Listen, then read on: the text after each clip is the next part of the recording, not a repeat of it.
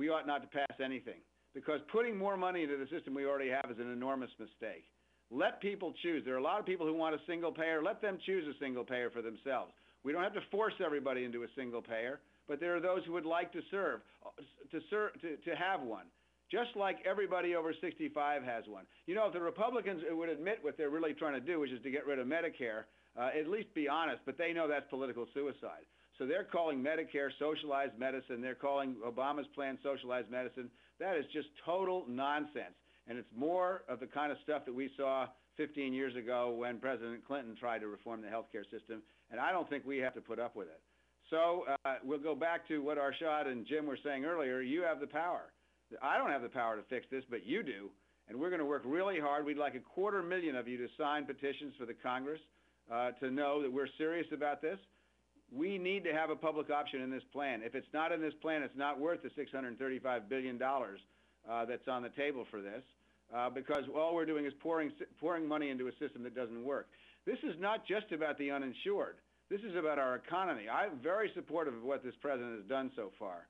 First of all, I think he finally, in this last proposal, has done the thing that most needed to be done in terms of getting toxic assets off the balance sheets of these banks, and he's done it in a sensible way. He's done it in a sensible way that I think will work.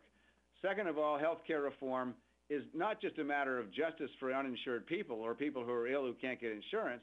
Healthcare reform means that we're going to be competitive again. It's not just we're not just losing jobs to China. We're losing jobs to Canada because their healthcare system is much better for their business community than ours is.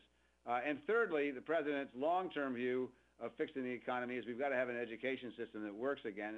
And so those are the three pillars of reforming the economy. It's not just fixing Wall Street and then fixing Main Street. It's fixing our healthcare system so that it works for everybody, that it makes sense, and giving Americans real choice about what it is that's going to make those changes. We know that some people are going to want to stay in the private insurance market. Fine, be my guest.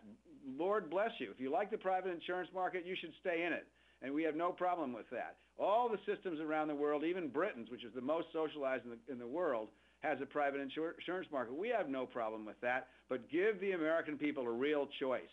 Let them sign up for what's worked so well for people over 65. Let that work for people over 55 who can't get insurance because their age prohibits them in the private insurance market from getting it. Let that work well for small employers who can't afford health insurance for their employees. Let that work well for 25-year-olds who are in and out of college and in and out of low-wage jobs that don't have insurance as a benefit. Let people choose. And that's what we say to the Republicans who are the party of no. That's what we say to the health insurance industry, which has stymied this for so long. This time, there are an awful lot of people on our side. Doctors believe that the present system doesn't work anymore for them. Hospitals believe there really needs to be a change. So I don't think that the American people ought to have their choices curtailed by the health insurance industry. I don't think the American people ought to have their choices curtailed by the Republican Party. I think we ought to get behind President Obama, make sure that this enormous majority we've worked so hard to build in the House and the Senate is put to some good use, and that means real health insurance reform so we can have a strong country economically again, so our businesses can create jobs again, and so there's social justice again in our health system. So thanks very much. Don't forget to sign on. StandWithDrDean.com is the website that DFA has created. We'd like you to go to it. It just was up this this afternoon. StandWithDrDean.com, where there's going to be an awful lot of people working with us on this one. It's not just Democracy for America. It's a whole lot of really good people who really believe that we can turn our economy around in the long term and not just in the short term. So thanks so much for being on, and thanks to DFA for taking me back. And I'm really looking forward to working with all of you and happy to take a couple of questions. Sure thing. And I've got a bunch of questions for you, Governor. First, though, I'm going to reiterate something that you said. So standwithdrdean.com or .org, both work just fine, is the big action that we're going to ask people to take right now. So as the governor said, this is going to be DFA's big focus for the year. We're taking our resources and taking our members and making sure that we get real reform, real change, just the way the governor said it. To do that, we're going to engage a grassroots base and make sure that we're out there, that we're fighting, and making sure that there are going to be plenty of people who are going to say, the things that you were saying, Governor, that they'd say about us. But we're going to be able to respond. The first step to that is organizing around a new hub, www.standwithdrdean.org. Go to it, sign the website. Here's the two goals. So first, we want to get to 10,000 people signing the petition by Friday. So that you guys have to get to work on that. And then even bigger, we want to get 250,000 petition signatures on there by the summer when we think that it's going to move. Legislation in healthcare is going to move. So get to the website. And now I got some questions for you, Governor. All right. All right. So by the way, the website says .com. I know you bought all the domains you possibly could, but I just yeah. So .com works great. .org works great. They all work great. All right, so I got some questions here. The first one actually is sort of addresses something that you said. Some background for the folks who are listening. We asked people for questions online, via email. We went to Daily Kos and posted and got hundreds of questions.